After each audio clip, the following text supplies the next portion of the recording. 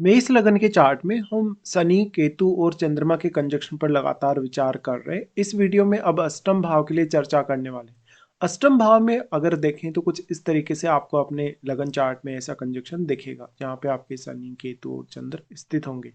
यहाँ पे देखा जाए तो अब ये जो कंजक्शन बन रहा है आपके अष्टम भाव में, ये आपकी लाइफ में काफ़ी सारे चेंजेस दे सकता है, स्पेशली आपके इंट्यूशन पावर को लेके, आपके कैरियर को लेके, इवन आपकी आर्थिक स्थिति को लेके।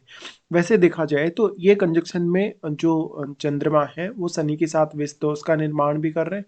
शनि केतु मिलकर यहाँ वैराग्य युति का निर्माण कर रहे हैं, साथ ही साथ यहाँ ग्रहण दोष भी बन रहा है केतु और चंद्रमा के होने से। तो ये आपको बहुत ज़्यादा गलत फहमी या कंफ्यूजन में डाल सकता है ऐसा कंजक्शन। लेकिन ये किसी भी प्रकार का रिसर्च रिलेटेड कार्य करने के लिए बहुत ज़्यादा अच्छा कंजक्शन माना जा सकता है। मुख्य तौर पे इस प्रकार का जो कंजक्शन होगा आपको बहुत ज़्यादा मानसिक तनाव, चिंता या अवसाद में डाल सकता है। साथ ही साथ भावनात्मक रूप से आप बहुत ज़्यादा असंतुष्ट या असुरक्षित महसूस कर सकते हैं। साथ ही आपके मन में कभी ना कभी हमेशा एक ऐसा अनजाना सा भय सा बना रहेगा, जब भी आप कोई भी काम करेंगे तो बहुत ज़्यादा कन्फ्यूजन में रहेंगे, या जो भी काम आप करेंगे उसको लेके आपको मन में कोई ना कोई डाउट रहेगा कि वो आपका काम प्रॉपरली बन पाएगा या नहीं। तो इस प्रकार का कन्फ्यूजन इसलिए रहेगा क्योंकि जो चंद्रमा की क्वालिटीज़ हैं यहाँ केतु ने अपने में समाहित कर ली। तो आप अपने इमोशंस का प्रयोग नहीं कर पा रहे, आप अपने जो कल्पना शक्ति है, जो आपकी इमेजिनेशन है, उसका उपयोग अच्छे से नहीं कर पा रहे। तो आपको अष्टम भाव रिलेटेड मामलों में कभी-कभी डिसीजन लेना, सोचना, विचार करना उतना आसान नहीं होगा। यहाँ पे अब चंद्रमा क्योंकि वो फोर्थ लॉर्ड होके आ रहे, तो घर परिवार के लिए ऐसा कंजक्शन या तो आपको बहुत ज़्यादा इरिटेट कर देगा या तो फिर बहुत ज़्यादा चिंता को बढ़ा देगा। ऐसा कंजक्शन है तो जातक को मानसिक तौर पे बहुत ज़्यादा उतार चढ़ाव आएंगे। जब भी वो कोई फैसला लेगा तो बार बार अपने फैसलों को बदलेगा, बार बार वो कहीं ना कुछ चेंजेस करता रहेगा, जिससे उसका एफर्ट और भी ज़्यादा बढ़ जाएगा किसी भी पर्टिकुलर काम के लिए। इस प्रकार का कंजक्शन है तो गुप्त रहस्यों में या गुप्त ज्ञान या गुप्त विद्याओं से रिलेटेड आपको काफ़ी अच्छी क्षमता मिलती है। लेकिन ये क्षमता भी आपको अपनी पहचानना जरूरी है। अब यहाँ क्योंकि चंद्रमा और केतु साथ आ रहे तो जातक काफ़ी ज़्यादा भ्रमित भी हो सकता है, और वो बहुत ज़्यादा आत्मविश्वास नहीं दिखा पाएगा। वो कहीं ना कहीं अपना कॉन्फिडेंस बहुत जल्दी लूज कर देगा या किसी कार्य में अपना डिसीजन तेजी से बदल देगा। तो आपका जो भी काम बनने वाला है वो बनते बनते रुक जाएगा। ऐसा जो जातक होता है भावनात्मक रूप से अपने ऊपर बहुत ज़्यादा दबाव महसूस कर सकता है। साथ ही साथ जातक हमेशा अपने मन को बदलते हुए दिखेगा, अपनी भावनाओं को बदलते हुए देखेगा, और वो उन पर कभी भी कंट्रोल नहीं कर पाएगा। ऐसा जातक कहीं ना कहीं ज्योतिष में, तंत्र मंत्र में, रिसर्च में या गूढ़ रहस्यों में काफ़ी ज़्यादा रुचि लेने वाला होता है। और वो अपनी बहुत सारी ऐसी फीलिंग्स, बहुत सारी ऐसी भावनाएं जो किसी के भी सामने वो रिप्रेजेंट नहीं करना चाहता, वो हमेशा कुंठित सा रहता है। ऐसे में सबसे पहले जरूरी है आपको खुद को जानना। ऐसा व्यक्ति कोई बहुत अच्छा योगी व्यक्ति हो सकता है, कोई बहुत अच्छा विचारक या दार्शनिक व्यक्ति हो सकता है। अब यहाँ पे जो शनि है आपके चार्ट में, क्योंकि 10वें और 11वें घर को रिप्रेजेंट कर रहे हैं, तो कुछ मामलों में ऐसा कंजक्शन आपको अष्टम भाव के थ्रू कभी कभी बहुत ज्यादा गेन दे सकता है, स्पेशली जब यहाँ बृहस्पति जैसे ग्रह का प्रभाव हो या आपका मंगल बहुत ही वेल प्लेस्ड हो तो। बट इसकी संभावना काफी कम ही है। अब शनि 10th लॉर्ड और 11th लॉर्ड होकर यहाँ आ रहे हैं, तो वैसे तो हम जो 11वें घर के स्वामी हैं उनकी प्लेसमेंट को अष्टम में काफी अच्छा मानते हैं कि आपको मैरिज होने के बाद इवन माता पिता के थ्रू या आपके इन लॉज के थ्रू धन या संपत्ति मिल सकती है। बट इस स्थिति में जो शनि की प्लेसमेंट बन रही है, यहाँ केतु और चंद्रमा साथ हैं, इसलिए जातक या तो खुद अपनी सेविंग नहीं कर पाएगा अपने खुद के प्रयासों से, या तो फिर वो किसी और पे डिपेंडेंट होने जाएगा, तो वहां उसके लिए और भी ज्यादा खराब स्थिति होगी। ऐसा कंजक्शन है तो कैरियर में कभी कभी बहुत अच्छी प्रगति नहीं हो पाती। जातक अक्सर अपने कैरियर में काफी ज्यादा उतार चढ़ाव देखता है। हालांकि कुछ मामलों में ऐसा हो सकता है कि पैतृक संपत्ति के थ्रू या अपने इन-लॉज के थ्रू आपको कोई सहायता मिले, लेकिन ये बहुत ही कम पॉसिबल है। इस प्रकार के जातकों के कैरियर में लगातार कोई ना कोई उतार चढ़ाव आते रहेंगे। जातक किसी भी पर्टिकुलर एक फील्ड में बहुत ज़्यादा फोकस्ड नहीं रह पाएगा, और जातक अपनी पूरी क्षमता का प्रयोग भी नहीं कर पाएगा अपने कैरियर के लिए। इसी प्रकार से हालांकि शनि यहाँ आपको काफ़ी लंबी उम्र देता है, बट मानसिक स्वास्थ्य पर आपको यहाँ ज़्यादा फोकस करना होगा। इसके साथ-साथ ऐसा हो सकता है कभी-कभी करियर में आपको बहुत ज़्यादा बाधाएँ आ रही हैं, बहुत ज़्यादा आपको देरी हो रही है सेटल होने में।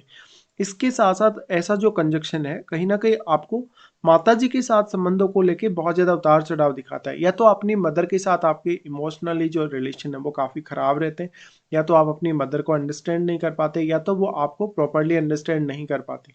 इस वजह से कभी-कभी ऐसा भी होगा कि माताजी की बहुत सारी ज़िम्मेदारियाँ आपके ऊपर हो सकती हैं, या तो आपके माताजी का जो स्वास्थ्य है वो काफ़ी ज़्यादा प्रभावित होगा आपके जन्म लेने के बाद।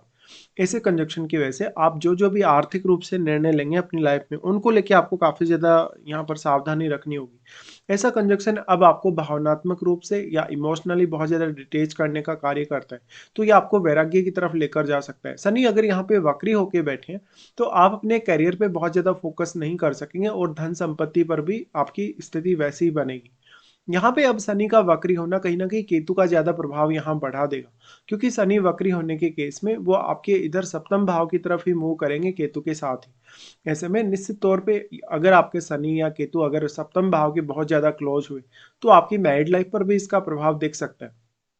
तो जब भी आप अपने इन-लॉज़ के साथ किसी भी प्रकार का लेन-देन करें या उनके साथ किसी भी प्रकार का व्यवहार करें, तो आपको काफ़ी ज़्यादा सावधानी रखनी होगी कि आपके बीच में गलतफ़हमी ना हो, मिसअंडरस्टैंडिंग ना हो। क्योंकि अगर एक बार आपको मिसअंडरस्टैंडिंग का सामना करना पड़ गया, तो आपके लिए आगे चलकर बहुत ज़्यादा ये चुनौती बन जाएगा। सनी यहाँ पे आपको या तो फिर आपका जो प्रोफेशन है डायरेक्टली या इनडायरेक्टली अष्टम भाव से रिलेटेड हो तो ज़्यादा अच्छा है। ऐसा कंजक्शन कुछ हद तक ये भी संयोग दिखाता है कि आपका विदेश में सेटलमेंट होगा, या आप अपने रिसर्च पर्पज़ से, अकल्ट के पर्पज़ से, आप अपने किसी हायर स्टडीज़ के पर्पज़ से विदेश जाएँगे या वहाँ पे इवन सेटल भी होंगे। इस प्रकार का कंजक्शन है, तो आपकी लाइफ में जो भी सडन चेंजेज़ आते हैं, बहुत सारे ऐसे चेंजेज़ जो धन या संपत्ति के रूप में आपको फ़ायदा दे सकें, उनमें ये अवरोध डालता है। अब जो शनि है, अगर हम शनि की दृष्टियों के हिसाब से विचार करेंगे तो सबसे पहले इनका प्रभाव आपके 10th हाउस पे होगा। देखिए 10th हाउस पे ये तीसरी दृष्टि पड़ रही है शनि की, और वैसे भी कैप्रिकॉर्न साइन है आपके 10th हाउस में। तो अब 10th हाउस में बैठा हुआ ग्रह ही शनि की तुलना में आपको ज़्यादा सपोर्ट कर पाएगा। हालांकि शनि का तीसरा दृष्टि आपके लिए काफ़ी फेवरेबल भी है, क्योंकि यहाँ पे आपको शनि बहुत ज़्यादा डेडिकेशन देते हैं कैरियर के लिए, काफ़ी ज़्यादा रिस्पॉन्सिबिलिटीज़ आपके सामने लाते हैं और आपको काफ़ी ज़्यादा स्ट्रिक्ट बनाते हैं कैरियर के लिए। तो कभी-कभी जब भी आप कैरियर स्पेसिफिक कोई भी फैसला लें, अगर शनि अगर आपका वक्री नहीं है, तो अपना फैसला बार-बार बदले नहीं। अब यहाँ जो 10th हाउस में बैठा प्लैनेट है या 10th हाउस पर जिन प्लैनेट्स का आपके चार्ट में प्रभाव है, उनका रोल बहुत ज़्यादा महत्वपूर्ण हो जाएगा। शनि अब क्योंकि वो 11वें घर के लॉर्ड हैं, तो आपको लॉटरी, सट्टा या शेयर मार्केट से जुड़े मामलों में काफ़ी ज़्यादा सावधानी रखनी होगी। शनि और इनका जो प्रभाव होगा फिर आपके वाणी स्थान पे होगा, तो आपकी वाणी उतनी इफेक्टिव या तो होगी नहीं, या तो थोड़ी थोड़ी क्रूर वाणी आपकी हो सकती है कभी कभी, या कटु सत्य आप बोल सकते हैं। तो आपकी बात बहुत लोगों को चुभ सकती है, या बहुत लोगों को हो सकता है कि वो अच्छी नहीं लग रही। ऐसे में अपनी वाणी पर बहुत ज़्यादा फोकस करना होगा। अब क्योंकि चंद्रमा आपके पीड़ित हो चुके हैं, तो बिना सोचे समझे या जल्दबाजी में कोई भी प्रतिक्रिया देने से भी आपको बचना होगा। सेकंड हाउस में बैठा प्लैनेट आपकी लाइफ में बहुत बड़ा रोल निभाएगा, क्योंकि यहाँ पर वो आपके सेविंग वाले घर में आ गया। तो आपके चार्ट में यहाँ बैठा ग्रह जिन भावों का स्वामी है, उन भावों के मामले में आपको काफ़ी ज़्यादा फायदा मिल सकता है, बट एक्चुअल में यहाँ वो ग्रह राहु के साथ स्थित होगा। और राहु यहाँ वृषभ का राहु बहुत अच्छा माना जाएगा। वैसे तो केतु भी वृश्चिक में काफ़ी अच्छा माना जाता है स्पेशली, और अगर मंगल बहुत ही वेल प्लेस्ड हो तो केतु और भी ज़्यादा अच्छा, बट ये स्वास्थ्य में कुछ दिक्कतें कर सकता है यहाँ पे। ये आपको एक्सीडेंट वगैरह करवा सकता है, कोई आपको ऐसी दिक्कत कर सकता है जहाँ पर सडनली आप चल रहे थे, आपको चोट वगैरह लग गई हो। अब यहाँ राहु का रोल और राहु के साथ बैठे हुए ग्रह का रोल बहुत इंपॉर्टेंट है, क्योंकि वैसे तो जो ये कंजक्शन बन रहा है इसमें चंद्रमा की तो सारी क्वालिटीज पे शनि और केतु का प्रभाव होगा ही होगा, और केतु चंद्रमा की सारी एनर्जी को अपने में समाहित भी कर रहे हैं। तो इमोशनली और मेंटली अपने आप को आप बहुत ज़्यादा स्ट्रांगली सामने नहीं रख सकेंगे किसी भी स्थिति में।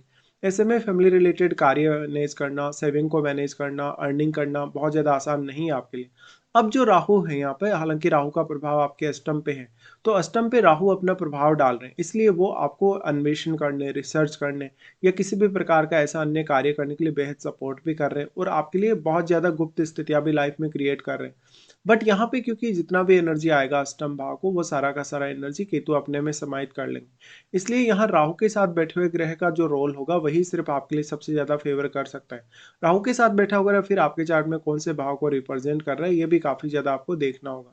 इसके साथ-साथ अगर देखा जाए तो यहाँ पे फिर जो शनि का दृष्टि है वो आ जाता है पंचम घर पर। पंचम घर पर शनि का दृष्टि आए तो जातक अपनी संतान के प्रति बहुत ज़्यादा स्ट्रिक्ट हो सकता है, या संतान उसकी बहुत ज़्यादा प्रभावशाली निकलने वाली हो सकती है। साथ ही साथ आपकी संतान होने के बाद में स्पेशली संतान से आपको सपोर्ट मिल पाएगा आगे चल के।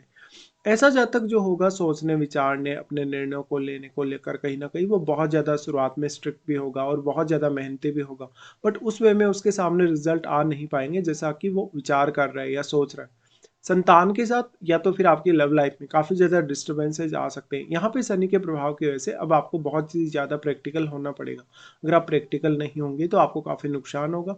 आपकी एजुकेशन में काफ़ी ज़्यादा व्यवधान होंगे। व्यवधान होने के साथ-साथ आपको कुछ अन्य दिक्कतें भी आ सकती हैं अपने सोच विचार करने को लेके। तो इस प्रकार से ये कंजक्शन मेनली आपको हायर स्टडीज़ के लिए, रिसर्च पर्पज़ के लिए या कोई भी इस प्रकार की कोई गहन विद्या आपको सीखनी है, कोई ऐसा शोध वगैरह करना है, उसके लिए बहुत ही ज़्यादा फ़ेवरेबल माना जा सकता है।